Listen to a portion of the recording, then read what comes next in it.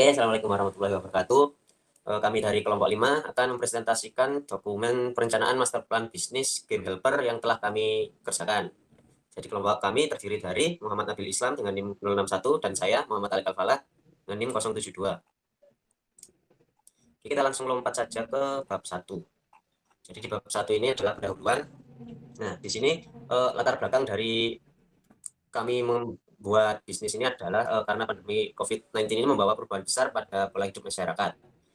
Ini segala kegiatan yang menimbulkan kerumunan dipantau ketat oleh pemerintah demi menurunkan angka perkembangan kasus COVID. Salah satunya proses belajar mengajar. Kurang lebih sudah 1,5 semester semenjak metode pembelajaran diubah menjadi daring. Hal ini memunculkan berbagai pendapat positif maupun negatif dari kalangan pelajar. Nah, salah satu keluhan mereka adalah tugas yang dirasa itu muncul terus-terusan.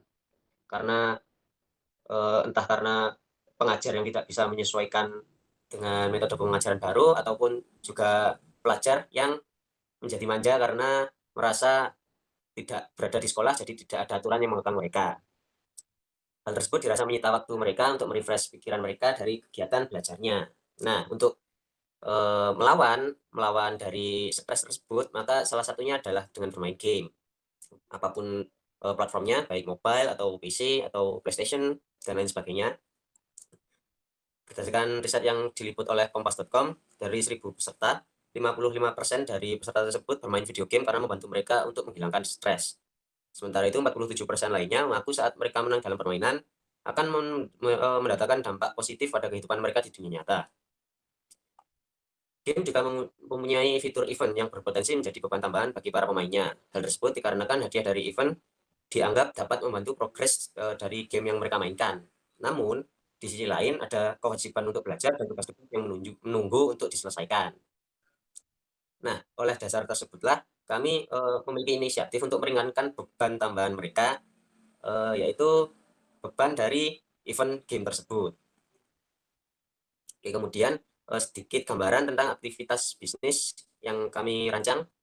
Jadi para pelaku bisnis di sini disebut penjoki. Nah, para penjoki ini akan melakukan promosi jasa yang disediakan melalui berbagai media sosial seperti Facebook. Kenapa kok Facebook? Karena di Facebook itu banyak grup-grup dari komunitas game-game yang sering dimainkan. Jadi Facebook adalah sasaran utama kami, kemudian di Instagram, WhatsApp, dan lain sebagainya.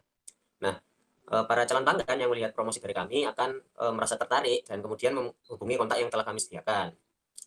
Kemudian mereka membuat pesanan dan setelah pesanan dibuat, akun milik mereka akan diserahkan kepada kami untuk kami kerjakan pesanannya. Nah, setelah pesanan selesai, maka pelanggan tersebut akan dihubungi. Jadi, Mas, ini sudah selesai dengan biaya sekian. Nah, setelah pembayaran diselesaikan, maka akun akan dikembalikan kepada mereka.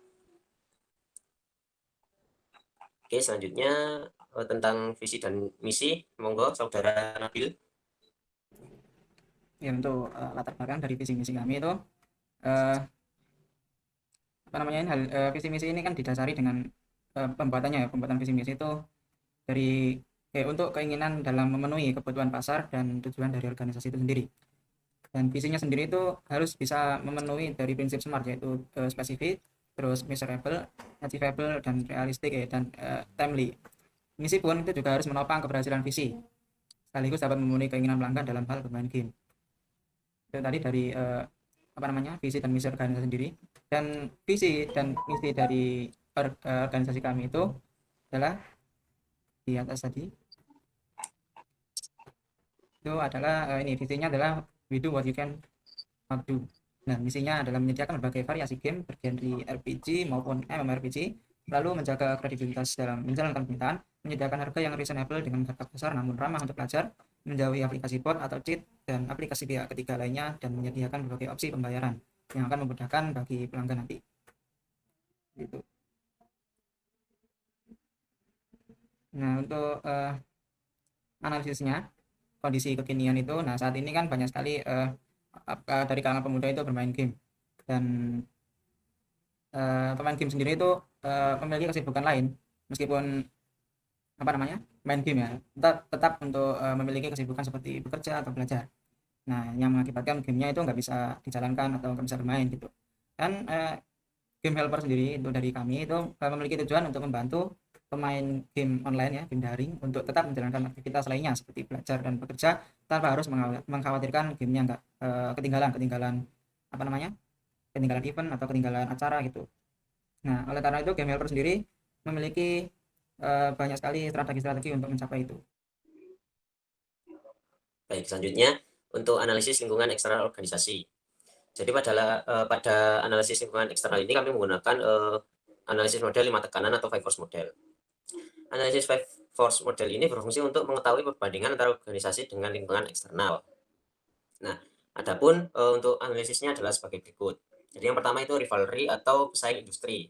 Nah, karena yang kami ambil adalah tentang joki game, jadi sudah mestinya ada organisasi lain yang sudah berdiri sebelum kami dan sudah memiliki nama yang cukup besar.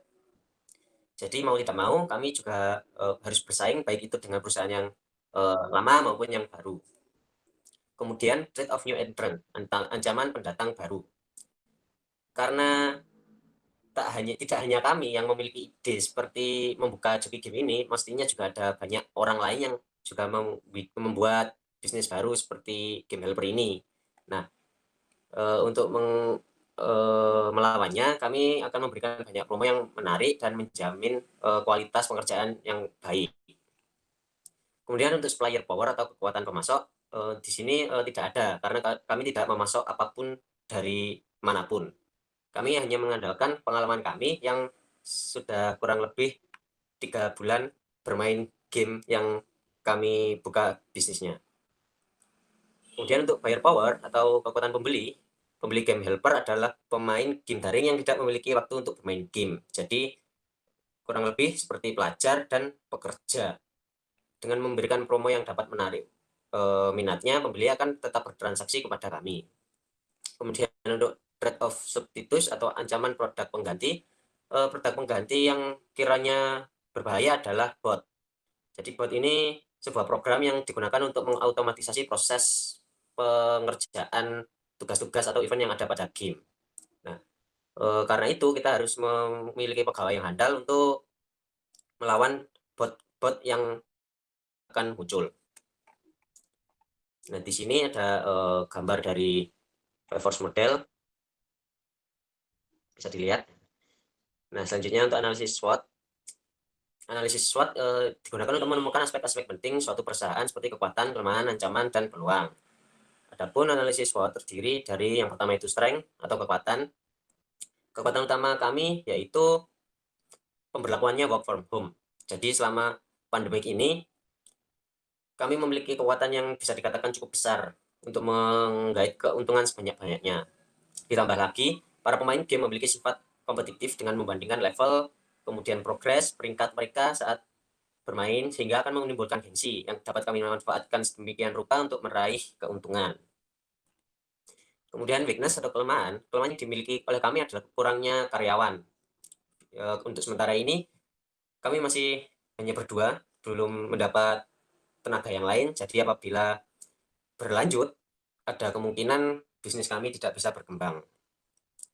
Nah, untuk opportunity atau kesempatan saat ini WFH masih berlangsung, yang menyebabkan masyarakat bekerja di rumah. Meskipun di rumah, kerja ya kerja, nge-game ya nge-game. Nah, selain itu, perkembangan game kompetitif juga semakin besar, semakin pesat, yang memiliki pengaruh besar pada pemainnya. Semakin besar persaingan, dan semakin besar juga peluang kami untuk mendapat keuntungan. Kemudian untuk ancaman bagi game helper adalah pertama, pesaing dengan harga di bawah pasar.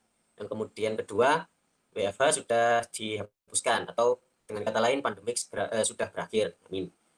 Ketiga, game sudah tidak berkembang atau ditinggalkan oleh pemainnya.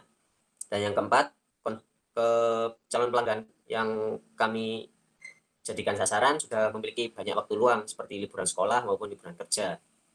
Strateginya ini oh enggak, maaf, balance scorecard ya, balance scorecard ini dari perspektif keuangan itu kita ingin memiliki pemasukan yang stabil dengan tujuan mendapatkan pemasukan tanpa terpengaruh kegiatan usaha.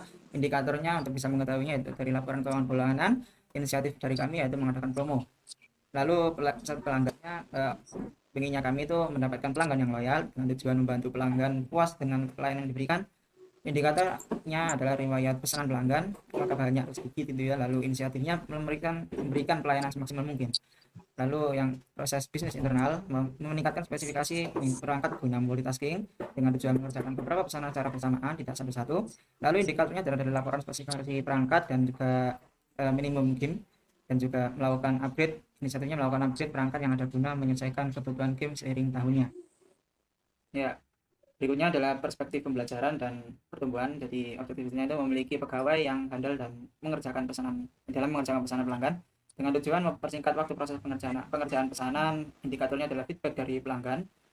Inisiatif dari kami adalah berbagi tips dan trik dalam pengerjaan pesanan agar selesai dan tepat waktu dan hasilnya juga ikut maksimal.